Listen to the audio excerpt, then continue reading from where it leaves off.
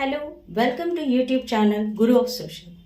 Today's our topic is about reading and making of maps. How can you define cartography if I ask the question directly to you? You can define that reading and making of maps can be defined as cartography. So, reading and making of maps. So, here the main topic is about maps.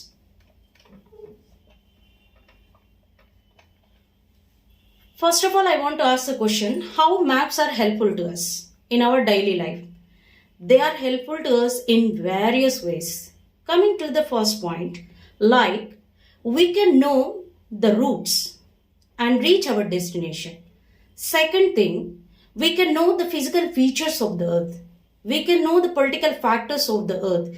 We can reach our destinations with the help of route maps. We can know about the population of any region, any state, any district, etc. So in many ways, the maps are useful to us.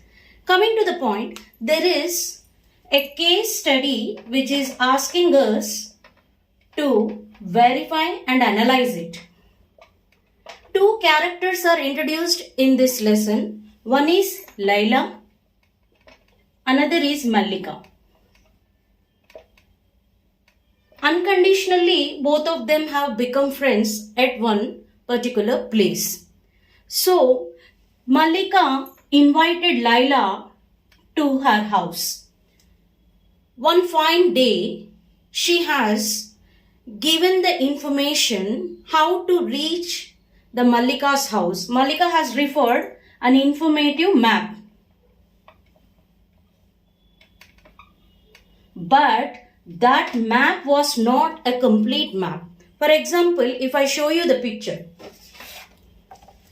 you can see here what is actually the information given by Mallika to Laila to reach her house. Okay, so coming to the point of the living locations, Laila actually lives in Adilabad. For example, if you can think, and Mallika lives in Karimnagar. Okay. So, Laila took a decision that she wants to meet Mallika. And she has started her journey. She reached the Karimnagar bus station. And whatever the figure just I have shown you, actually it was not a complete informative map. It is actually a rough sketch. A rough drawing. This rough drawing can be also simply termed as sketch, which is not giving you a complete information to reach the destination. So in the same way, if you observe in the previous figure what I have just shown you, the informative map which is incomplete, which can be considered as rough sketch, was not giving the clarity regarding the destination of Mallika, which should be used by Laila to reach her house. So what happened here? What actually the sketch was incomplete because of three factors: directions, number one, number two, distance, number three, symbols. So actually, in the previous sketch, which was given by Mallika to reach her house by Laila, these three factors are actually missing. Directions are not there. There is no clarity regarding the distance. There are no symbols which can be used to actually project the landmarks. So, Laila was struck. Laila was struck. She was unable to reach the Mallika's house. What are the reasons here? Very clear again. Directions, distance, symbols. These three factors are not completely given in the rough drawing or sketch to reach the Mallika house by Laila. So because of this uncleared projection of the sketch, which is not a complete map, Laila failed to reach the Mallika's house. Then you may put a question, Madam, can we make really a sketch into a perfect map projection? Absolutely we can make. So these three factors are acting as important components of the map. For example, if you are taking human body, the brain, the heart, and the digestive system, these three systems of organs must be in the regular functioning. If any one of the organ functioning system is going to be failed, there will be the destination of the human death. In the same way, Laila was helpless. She was unable to reach the Mallika's house due to incomplete information of directions, distance and symbols. So when you are telling that maps are playing very important role, that maps must be projected in the right way with the three crucial components. Let us go with the detailed explanation of these three components of map. Shall we? Right.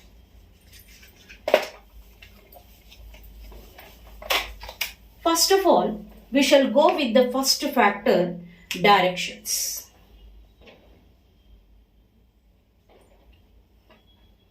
Through mind mapping methods, we can prefer the detailed information of the topic. Okay, children? Right. So we got the three important components of map, which makes the projection of map very, very perfect. Coming to the first. Actually, we are having 4 directions. How many directions, children? 4. At the top, what you are having? North. At the bottom, south. To your left hand side, you can consider west. And to your right hand side, you can consider what? East. Always to your right hand, you have to consider the east.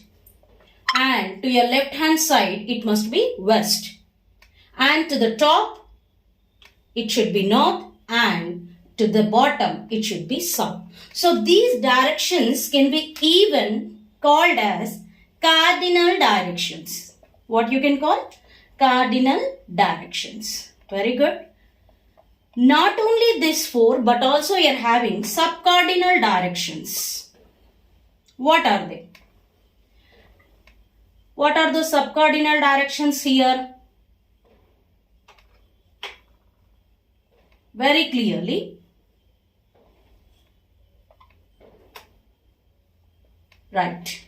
So what you are having at the top? North. What you are having at the bottom? South. What you are having at the left hand side? West. What you are having to your right hand side? East.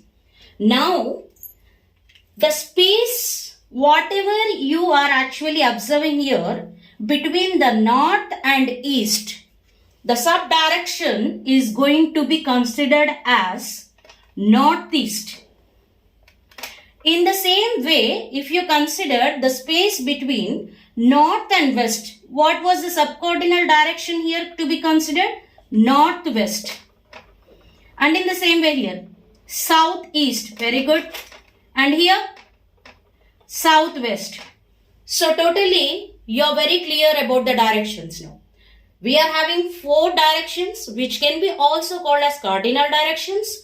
You are having north at the top, south at the bottom, west at your left hand side and east your right hand side. In the same way, the directions are again classified into the second mode as subdirections or subcardinal directions also you can say.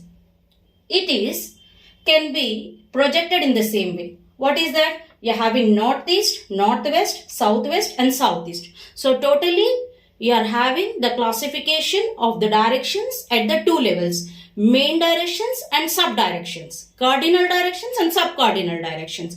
Now, one of the important component of map is clearly and detailed conversation has taken place. Now, coming to the point of distance.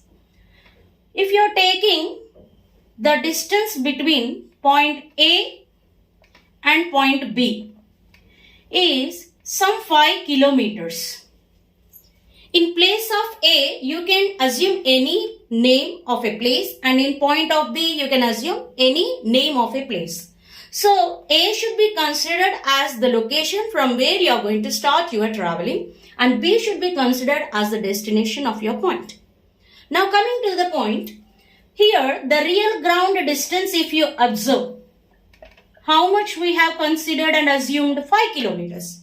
If I ask you to keep this 5 kilometers real ground distance on a map, roughly also it is not possible, children. So what you are going to do here, you are going to convert this real ground distance into scale distance. Yes, real ground distance into scale distance. So what I am going to do here, for example, the scale distance of 1 centimeter, I am going to balance this or equal this with 1 kilometer. Now, instead of drawing 1 kilometer on the paper, I can just assume the scale distance of 1 centimeter. Now, what happens? The total 5 kilometers of the real ground distance can be possible to draw on the paper. How? When 1 centimeter is equal to 1 kilometer of the real ground distance, now 5 centimeter scale distance can be equalized with the real ground distance 5 kilometers. Now it is becoming very easy for me and you to put the real ground distance on a paper.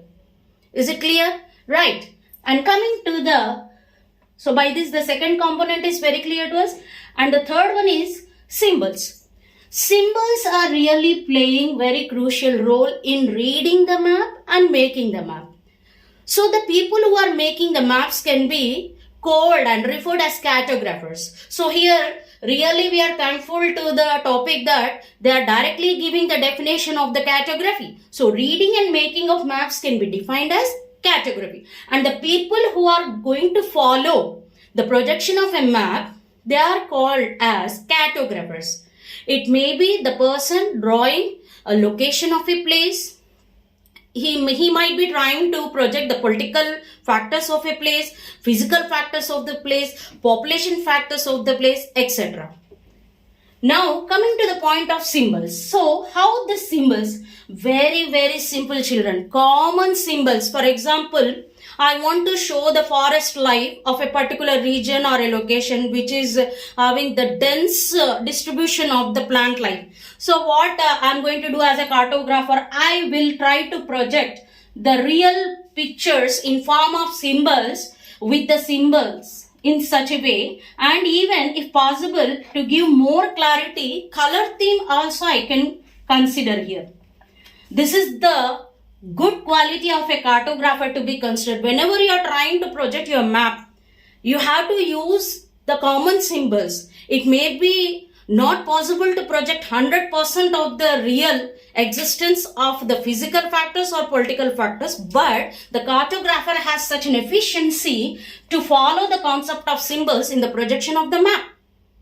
Okay, is it clear? So now here it is totally very clear how these three components are very important in reading and making of maps. So cartography skills by a cartographer is possible only the projection of map with the execution of following these three basic factors.